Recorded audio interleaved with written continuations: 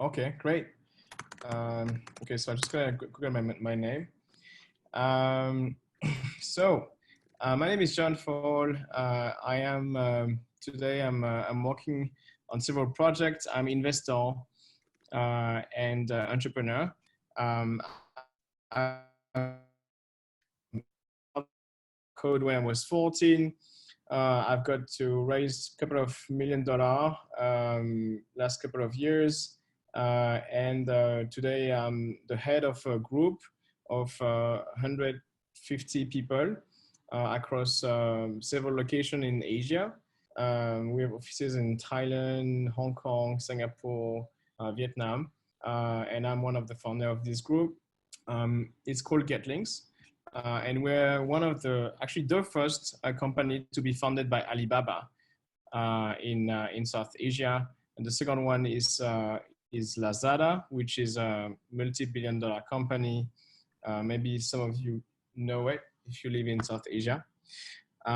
Today I've been hinting into sharing with you guys what we're working on among my portfolio companies.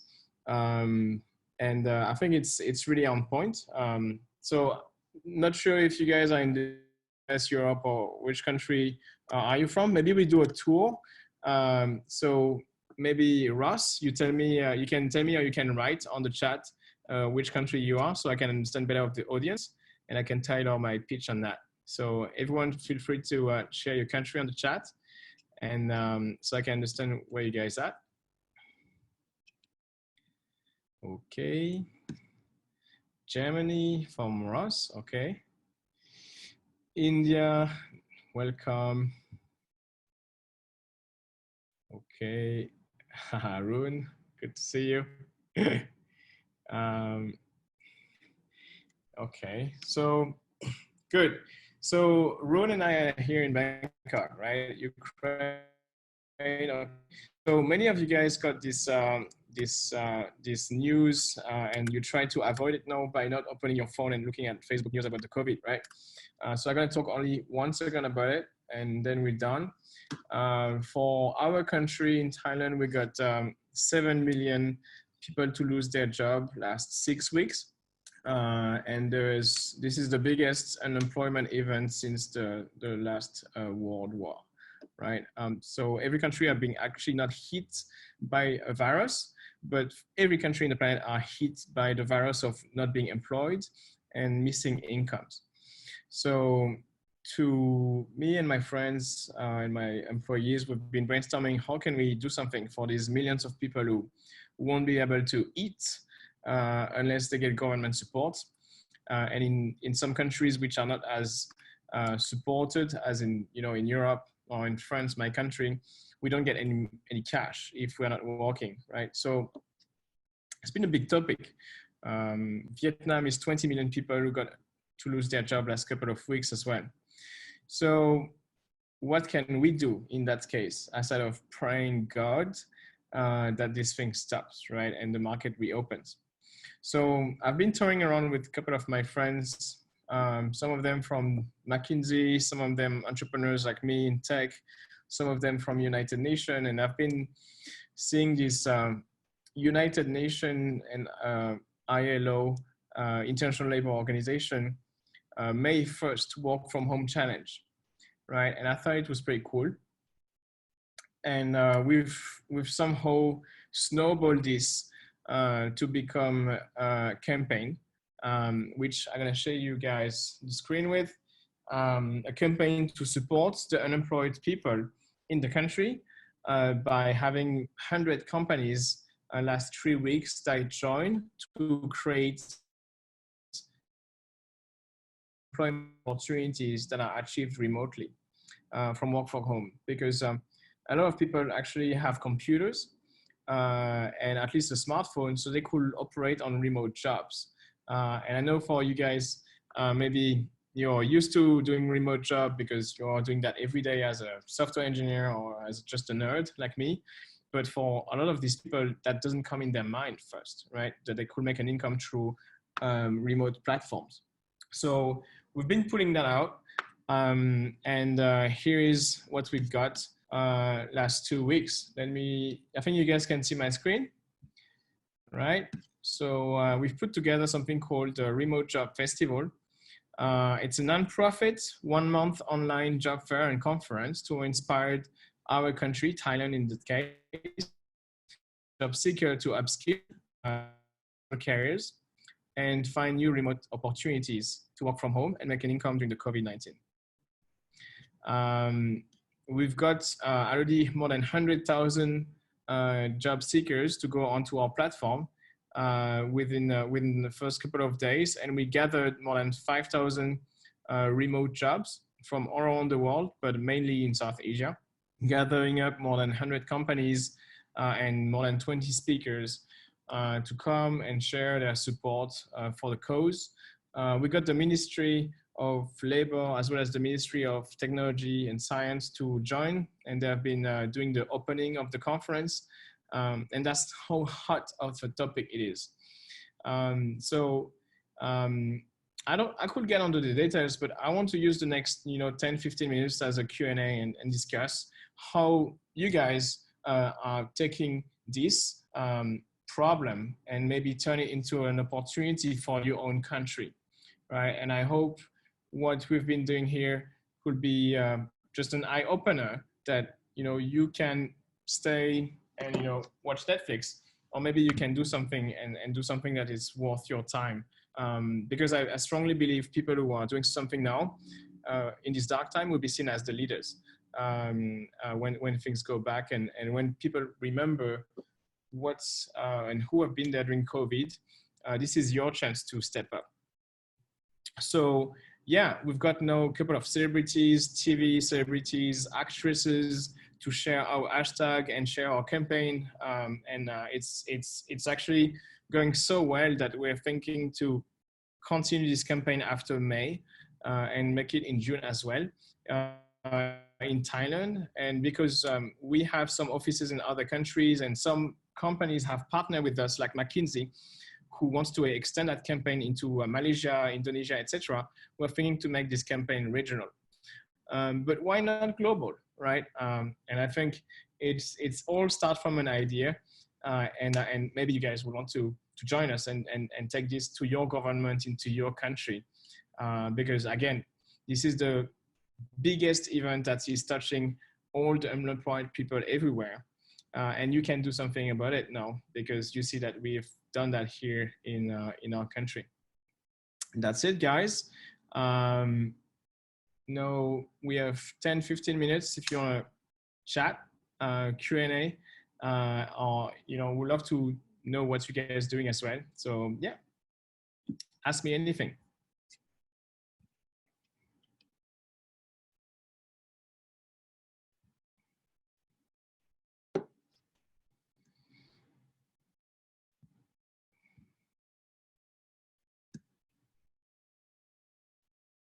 Everyone is shy. Or the topic is not really interesting. I don't know. Feel free to unmute yourself and yeah, just talk.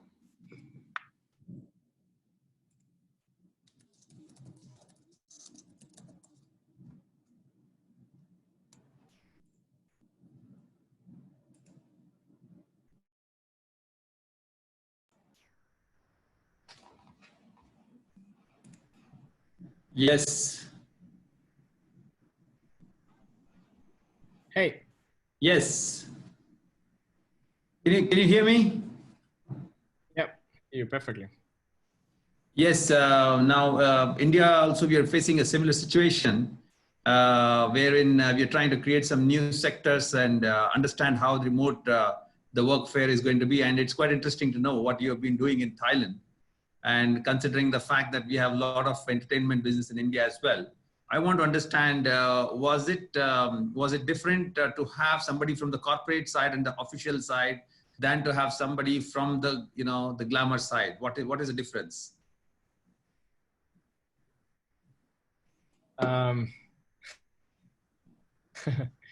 I think the question answer itself, right? There is some campaigns that are boring and there is some campaigns that are glamorous, right? Right. So if you want to if you want to do a campaign like this, I think, yeah, you want to have celebrities, you want to have famous Right. people to talk about it first, and then you want to have some companies joining. um yeah, I think that's the idea. Wonderful. And also, something what we are talking, are there some new sectors that have opened up, or is that the conventional sectors? What is your experience from what you have found? Are you going to first ask the employers to list themselves, or are you going to have the job seekers to register themselves first? What's the strategy here? I think I think you want to gather up what's the key missing material, Okay. right? And in this case, everyone is looking for an income, right? So I think you want to Right. gather up income sources, which is job post, so that once you have enough of that, that will attract the job seekers. That would be my answer. Okay. Okay. Wonderful. And what about, since it is an online medium and remote, is it only limited to the people within the region, or you would also go out of the region, like outside Thailand also, or how is it? Most of the jobs are they limited to a physical presence or not? Yeah, exactly. That's exactly the thinking we have now. So we're thinking like, okay, so it's working here, so why not going to other markets as well, right? Right. Because there's no physical presence required. Um, Absolutely. the only thing is the language, right? But I think as Yeah. long as people speak English, Yeah. and the company and the worker can speak English, it could be a global thing. So we could definitely have companies posting jobs in Europe or in the US and leveraging Right. on the salary arbitrage of um, lower lower prices in South Right. Asia, for example, or in India maybe. Right. Wonderful. So we will look forward, because we are looking at the ministry to understand, what are the new things that we can do in this post-COVID situation. And your concept is quite, understandable and something to follow. I would be happy in the next days to come to understand as to how you are doing and to follow up, everything that is happening with the fair. And if there is a website that I can, look at, that I'm going to keep following you and understand in what way we can, support our people here as well.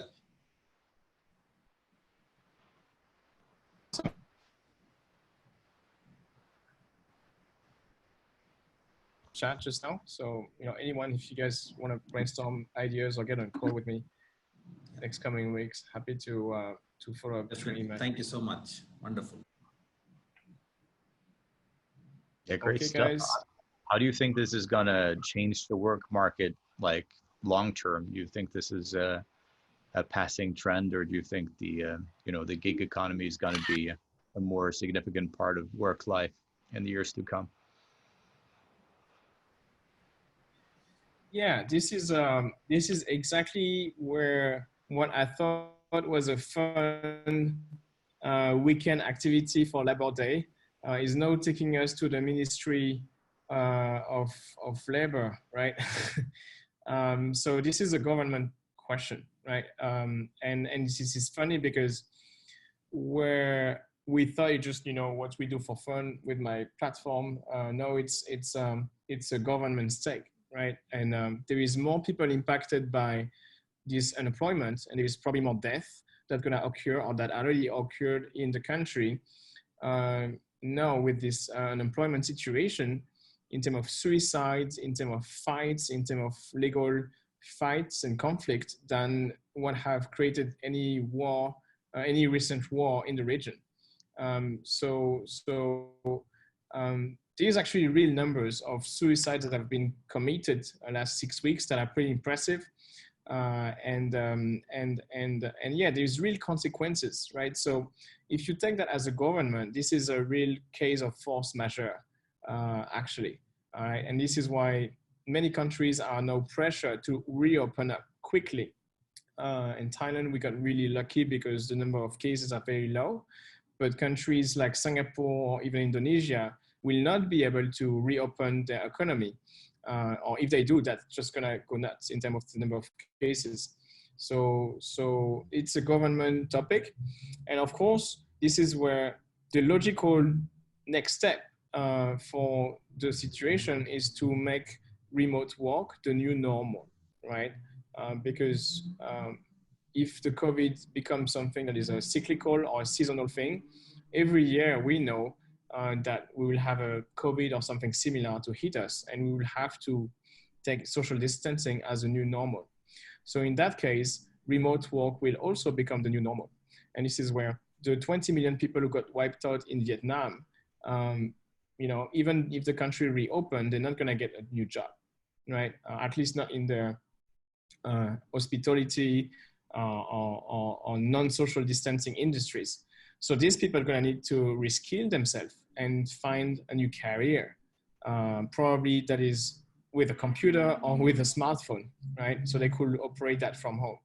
So governments start to seriously see that as a new normal and as a serious new sector, because what have done digital transformation last decade in the internet have never been as impactful of having 20 million, which is 35% of the population of the country, to be now forced to work from home with their computer or with a smartphone. So it is becoming a government initiative. I think, funny enough, we're gonna see a new ministry of remote work opening up in every countries. At least if it's happening in Thailand, I don't think Thailand is the most advanced country in the world. And we got the ministry to announce that now they're gonna create a new unit inside the government for remote working specifically, and upskilling to digital careers that are remotely. So I think if Thailand is doing that, many more advanced countries will do that as well. So yeah, answering your question, I think this is gonna be the new normal. Thank you for your question.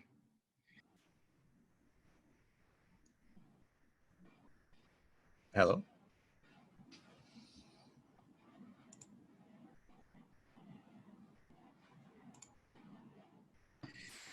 Yep. Okay. So no more questions, then yeah, it is. It is a crazy and exciting time.